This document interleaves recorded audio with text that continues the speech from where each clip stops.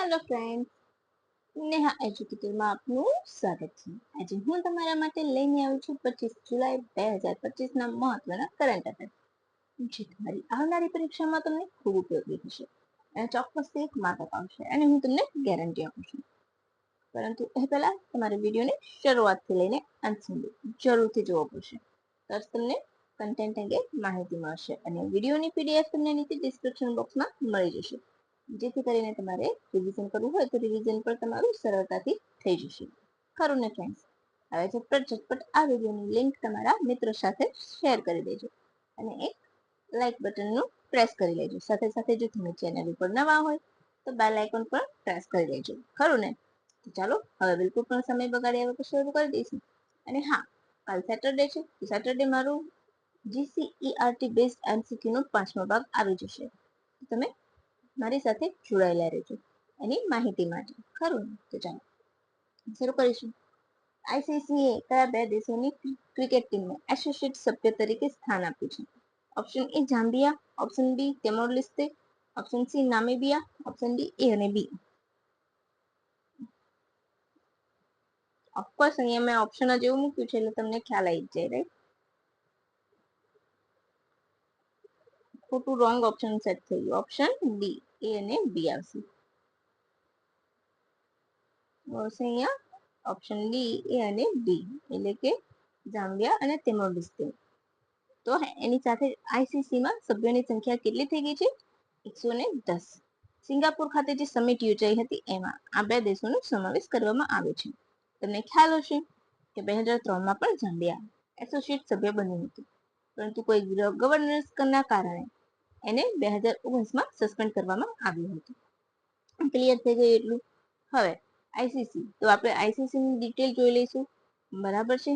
આપણે હવે current affairs કરીએ છીએ, કરંટ વિથ જીકે, રાઈટ? મારા બધા જ વિડીયોમાં એ રીતના આવે છે, બરાબર? તો અને હા, હું બીજાની જેમ બહુ જોર જોરથી રાડો પડીને કહેતી નથી. મોટી મોટી ચેનલો વાળા બહુ ગઈ બગાડીને કહે છે, હે ને, કરંટ અફેર્સની સાથે જીકે કરાવે તો.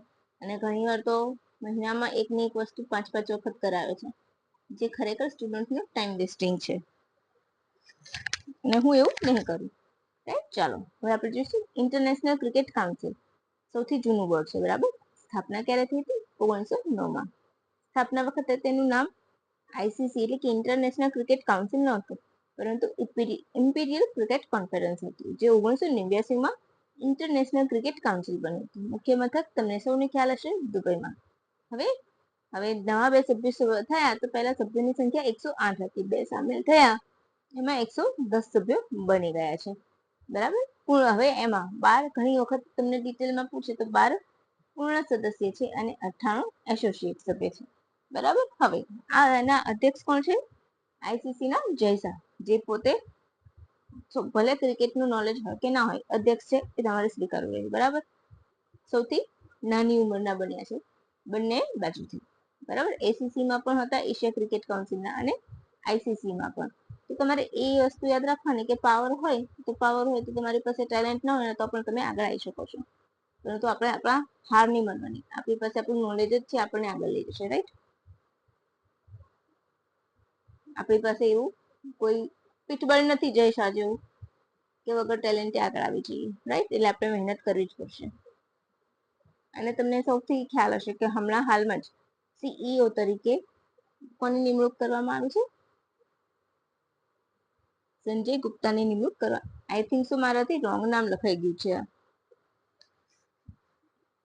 રાઈટ? મેં એક મિનિટ, મને યાદ કરી લેવા દો.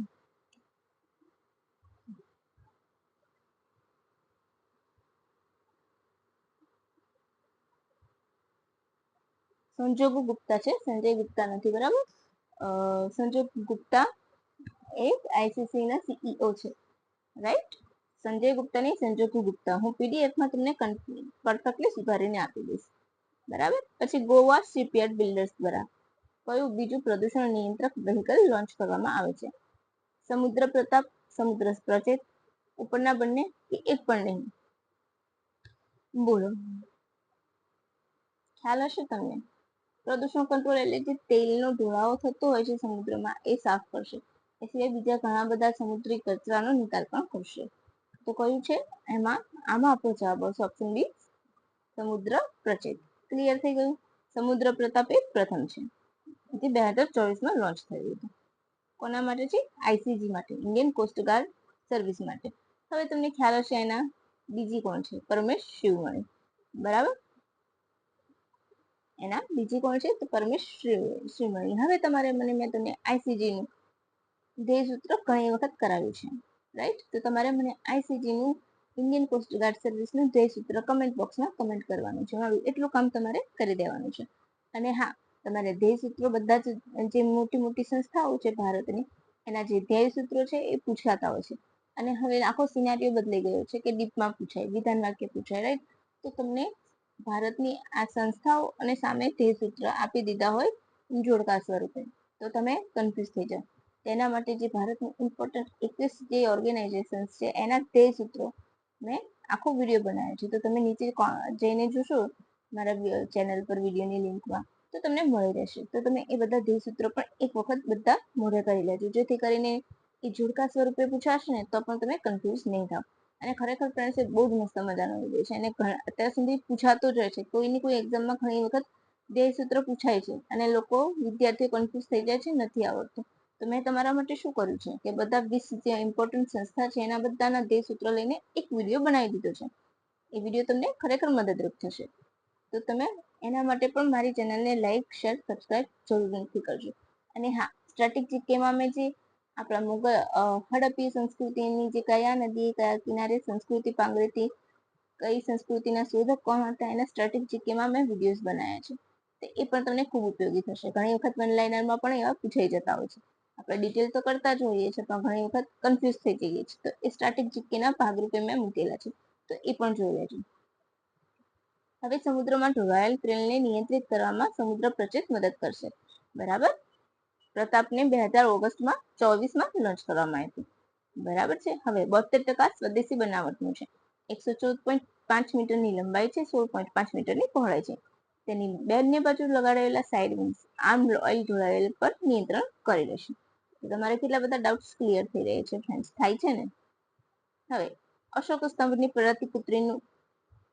પ્રતિકૃતિનું અનાવરણ ક્યાં કરવામાં આવે છે? અશોક સ્તંભની પ્રતિકૃતિનું અનાવરણ ક્યાં કરવામાં આવ્યું છે? થાઈલેન્ડ, શ્રીલંકા, નેપાળ કે પછી મ્યાનમાર? હવે તમે એક વસ્તુ નોટિસ કરી કે અહીંયા જેટલા પણ મેં ઓપ્શન મૂક્યા છે ને, મોસ્ટલી બધા શું છે? બૌદ્ધિસ્ટ કન્ટ્રી, આપણો ભારતના જ ભાગ રહેલા છે, રાઈટ? તો શ્રીલંકા જો કે ભારતનો ભાગ નથી, પણ જે સંઘમિત્રા અને અશોકે પોતાના પુત્ર મહેન્દ્રને મોકલ્યા હતા. થાઈલેન્ડ તો શ્રીલંકા મોકલ્યા હતા, પછી થાઈલેન્ડ છે તો થાઈલેન્ડમાં છે શું છે? તો બૌદ્ધ ધર્મનું વર્ચસ્વ છે. અહીંયા પણ છે, નેપાળમાં પણ બુદ્ધિસ્ટો મળે છે, મ્યાનમાર તો ત્યાં પણ બુદ્ધિસ્ટ મઠ મળ્યા છે, રાઈટ? એટલે કે બૌદ્ધ ધર્મ સર્વત્ર ફેલાયેલો હતો. તો એને લઈને અશોક સ્તંભની પ્રતિકૃતિનું અનાવરણ ક્યાં થવામાં આવ્યું છે ભારત સિવાય, રાઈટ? તો અહીંયા આપણો જવાબ શું આવશે? તો આપણો જવાબ અહીંયા આવી જશે ઓપ્શન બી, શ્રીલંકા, રાઈટ? અત્યારે આપણી જે રેલી પણ ચાલે છે, બુદ્ધિસ્ટ રેલી, યાદ હોય તો, રાઈટ? હવે તાજેતરમાં વાસ્કોડોમાં શ્રી સુભતી વિહાર ખાતે અશોક સ્તંભનું અનાવરણ કરવામાં આવ્યું છે, એની પ્રતિકૃતિનું, રાઈટ? કેમ કરવામાં આવ્યું છે? તો બૌદ્ધ સાંસ્કૃતિક વિરાસત પહેલ હેઠળ. બરાબર. અને સુભતી શું છે? તો એક બૌદ્ધ મંદિર છે. અને હા, એકબીજા ન્યૂઝ કે બિહારનું આ રામપુરવા અને લુરિયાનંદનનું જે અશોક સ્તંભ છે એને યુનેસ્કોના વર્લ્ડ હેરિટેજ સાઇટમાં ટેન્ટેટિવ લિસ્ટમાં મુકાયું છે. ટેન્ટેટિવ લિસ્ટ એટલે આવનારા સમયમાં એને વર્લ્ડ હેરિટેજ સાઇટ તરીકે જાહેર પણ કરવામાં આવી શકે છે. જેમ કે ગુજરાત અત્યારે હાલ 44 વર્લ્ડ હેરિટેજ સાઇટ છે, રાઈટ? એમાં ગુજરાતમાં 4 હેરિટેજ સાઇટ છે: ચાંપાનેરનો કિલ્લો, રાણીની વાવ, અમદાવાદ સિટી અને ધોળાવીરા. હું જે ક્રમ બોલી છું એ જ ક્રમમાં એને માન્યતા વર્લ્ડ હેરિટેજ સિટી તરીકે મળેલી છે, એટલે એ પણ તમે યાદ રાખજો. એમાં બિલકુલ પણ ભૂલ ના કરતા. એ સિવાય 44ની તો મરાઠા સૈન્ય લેન્ડસ્કેપને મળેલું છે, ને 43ની આસામના ચરાઈદેવ મેદાનમાં, રાઈટ? એટલું તમારે યાદ રાખવાનું છે. હવે ફિડે વર્લ્ડ કપ 2025 ક્યાં યોજાશે? તમને સૌને ખ્યાલ હશે કે દિવ્યા દેશમુખ ફિડેની ફાઇનલમાં પહોંચનારા સૌપ્રથમ ભારતીય મહિલા બન્યા છે. Option A Bharat, option B Lausanne, option C Australia, option D ચીન. બોલો. 44મો ઓલિમ્પિયાડ પણ આપણો અહીંયા યોજાયો હતો, રાઈટ? અહીં આપણો જવાબ આવી જશે ભારત. શું આવશે? ભારત.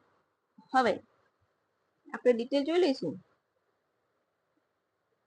23 વર્ષ બાદ ભારતમાં ફરીથી ફિડે નું આયોજન થાય છે, રાઈટ? ફેડરેશન તમારે, હા હું નહીં બોલું, ચલો હું બોલવા જતી હતી પણ તમારે મને ફિડે નું ફૂલ ફોર્મ કહેવાનું છે. ત્યારે સ્થાપના થઈ હતી એ અને એનું મુખ્ય મથક, બરાબર? ભારતમાં ક્યારે યોજાશે? ઓક્ટોબર થી નવેમ્બરમાં યોજાશે. લગભગ 206 ખેલાડીઓ મેદાનમાં ઉતરશે. 2002 માં પણ ભારતમાં યોજાયો હતો. 23 વર્ષ બાદ કયું છે એટલે 2002 માં પણ યોજાયો હતો. ત્યારે વીસી જીત્યા હતા આ ટુર્નામેન્ટ. વીસી એટલે વિશ્વનાથ આનંદ, જે વીસી તરીકે જાણીતા છે. સૌપ્રથમ રાજીવ ગાંધી ખેલ રત્ન એવોર્ડ એમને મળ્યો હતો. ત્યારે તેનું નવું નામ શું છે એ તમારે મને કહેવાનું છે, બરાબર? હવે લેનાકાપાવિર વેક્સિન કયા રોગ માટે ડેવલપ કરવામાં આવી છે? Option A malaria, option B TB, option C HIV, option D pneumonia.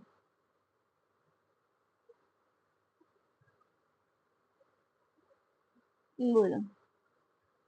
તો અહીં આપણો જવાબ આવશે ઓપ્શન સી એચઆઈવી. શું આવશે? Option C HIV. અચ્છા, આ રોગ આવ્યા છે તો આપણે રોગ વિશે જરા માહિતી લઈ લઈશું. મેલેરિયા માટે હમણાં જ આપણી આઈસીએમઆર દ્વારા ફાલ્સીપેર કરીને દવા એડ ફાલ્સી વેક્સ કરીને વેક્સિન ડેવલપ કરવામાં આવી છે, બરાબર? ભારતીય બનાવટની છે, એટલે ક્લિયર? અચ્છા, મેલેરિયા દિવસ 25 એપ્રિલ, ટીબી દિવસ 24 માર્ચ, ન્યુમોનિયા 12 નવેમ્બર ન્યુમોનિયા દિવસ, બરાબર? અને એચઆઈવી માટે એડ્સ દિવસ 1 ડિસેમ્બર. તો આટલું તમારું બેઝિક ક્લિયર થઈ ગયું, કરંટ અફેર જે પૂછાતું હોય છે, રાઈટ? હવે એને લેનાકાપાવિરને WHO એ મંજૂરી આપી છે. એનું બ્રાન્ડિંગ કયા નામથી થશે? તો યેત્સુગો નામથી. થોડું કટપટું નામ છે, યાદ રહેશે. એની જાહેરાત ક્યાંથી કરી હતી કે લેનાપાવર વેક્સિનની? રવાંડાથી. રવાંડા એ આફ્રિકામાં આવેલો એક દેશ છે. કઈ કંપનીએ તૈયાર કરી છે? તો ગિલિયડ સાયન્સ. વર્ષમાં 2 વખત આપવામાં આવશે. કેવી છે? PrEP એટલે કે પ્રી એક્સપોઝર પ્રોલિફિક્સ એવી દવા છે જે એચઆઈવી થી સંક્રમિત વ્યક્તિ નથી, પરંતુ તેમને ચેપ લાગવાનું જોખમ વધુ રહે છે, જેવા કે એચઆઈવી ગ્રસ્ત દર્દીઓની સારવાર કરતા લોકો, સેક્સ વર્કર વગેરે, બરાબર છે? હવે એચઆઈવી તો આપણે કરંટ આપણું થઈ ગયું. હવે એચઆઈવી તો એનું જીકે જોઈ લઈશું. હ્યુમન ડેફિયન્સી સિન્ડ્રોમ વાયરસ, જે એડ્સ જેવી ગુપ્ત બીમારીનું કારણ બને છે. એક્વાયર્ડ ઇમ્યુનો ડેફિયન્સી સિન્ડ્રોમ શરીરની CD4 નામની વ્હાઇટ બ્લડ સેલ પર હુમલો કરે છે, એટલે કે ટી કોષ ઉપર કરે છે, બરાબર? ઉત્તર પૂર્વમાં 2016માં આના એડ્સ રોકવા માટે ત્યાં જરા પ્રમાણ વધુ હતું, એટલા માટે સનરાઈઝ પ્રોજેક્ટ શરૂ કર્યો હતો. અચ્છા, એડ્સ કેવી રીતે ફેલાય છે? તો અસુરક્ષિત યૌન સંબંધો, પછી એચઆઈવી વાળું લોહી, અસુરક્ષિત લોહી ચઢાવવાથી, બરાબર? અને ઘણા લોકો કેવું છે અત્યારે ટેટૂસ કરાવતા હોય છે, તો ટેટૂસ દ્વારા પણ તમને એ ફેલાઈ શકે છે. અને હવે ત્રીજું તમારે મુદ્દો મને કહેવાનું છે. એ સિવાય એચઆઈવી ગ્રસ્ત માતા હોય તો એના બાળકને પણ સંભવિત જોખમ હોય છે એચઆઈવી પોઝિટિવ આવવાનું, બરાબર છે? તમારે મને એક ત્રીજું કારણ એડ્સનું કહેવાનું છે. હવે આપણે થોડા ઇમ્પોર્ટન્ટ પોઈન્ટ્સ પર નજર નાખીશું. 25 જુલાઈ કયો છે? વર્લ્ડ આઈવીએફ ડે, એટલે કે આજનો દિવસ, વર્લ્ડ આઈવીએફ ડે. આ દિવસે કેમ ઉજવવામાં આવે છે? તો વિશ્વની પ્રથમ આઈવીએફ બેબી લુઈસ બ્રાઉનનો જન્મ થયો હતો, એટલા માટે, બરાબર? આ વર્ષની થીમ શું છે? Tribute to hope, resilience and reproductive science.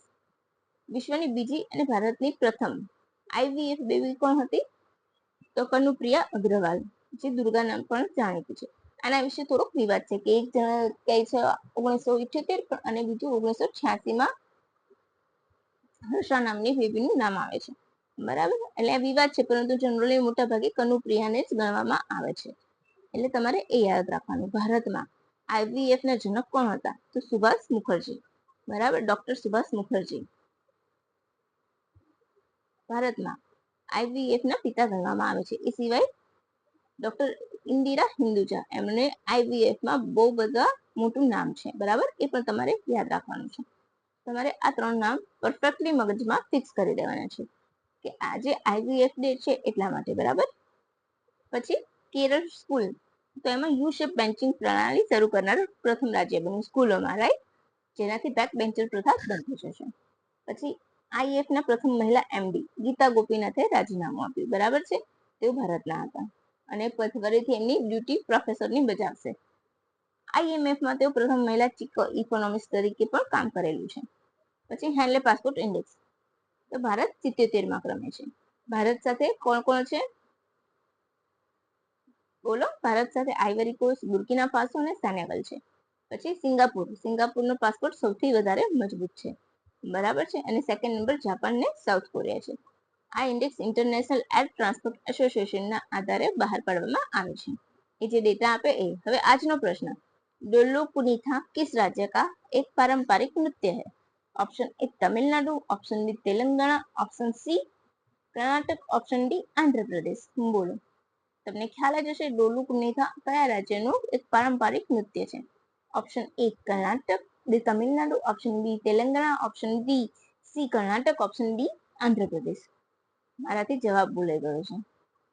Option C Karnataka. શું આવશે? Option C Karnataka. આપણો જવાબ આવશે ઓપ્શન સી કર્ણાટક. શું આવશે? Option C Karnataka. યાદ રાખજો. એના વિશે જોઈશું. આ નૃત્ય ભગવાન શિવના એકરૂપ બિલાલિંગેશ્વરની પૂજાના ભાગરૂપે કર્ણાટકમાં કરવામાં આવે છે. જે ત્યારે મોટો ઢોલ વગાડીને નૃત્ય કહેવાય છે. એ ઢોલને શું કહેવાય છે? ડોલ્લુ કહેવાય છે. બરાબર. વીરશૈવ સંપ્રદાય દ્વારા રજૂ કરવામાં આવે છે. વાઘની ચામડી જેવી ડિઝાઇન ધરાવતો પહેરવેશ પહેરીને કરવામાં આવે છે. રાઈટ. તો બસ ફ્રેન્ડ્સ, હવે ટુડે આજનામાં આપણે આટલું જ રાખી લઈશું 25 જુલાઈના કરંટ અફેરમાં. હવે જો તમને ખરેખર મજા આવી હોય, તમને એમ લાગતું હોય કે મેં ખૂબ મહેનત કરી છે, તો પ્લીઝ ફ્રેન્ડ્સ એક લાઈક આપી દેજો અને તમારા મિત્રો સાથે આ વિડીયોની લિંક શેર જરૂરથી કરજો, જેથી કરીને તેઓ પણ માહિતીથી વંચિત ન રહે અને મારા વિડીયોની તમે ચોક્કસથી રાહ જોશો. હું એટલું જ કહીશ. તમને ખરેખર GCERT બેઝ જે MCQ છે એમાં તમને ખૂબ મજા આવશે, કારણ કે એ ફક્ત MCQ નથી, પરંતુ સાથે સાથે ડિટેલ પણ છે, જેથી કરીને હિસ્ટ્રીના કોઈ પણ પ્રશ્ન આવશે ને તો તમે ફટાક દઈને સોલ્વ કરી લેશો. તમે ક્યાંય થાક નહીં ખાઓ. અને મેં બેઠા બેઠા લીધા છે આપણી જે ટેક્સ્ટ બુક હોય છે 10, 11, 12 એમાંથી. તો બસ મારી સાથે આવી જ રીતના જોડાયેલા રહેજો. અને હા, ચેનલને સબસ્ક્રાઇબ કરવાનું બિલકુલ પણ ભૂલતા નહીં. Thank you for watching my video and by friends. Have a good day.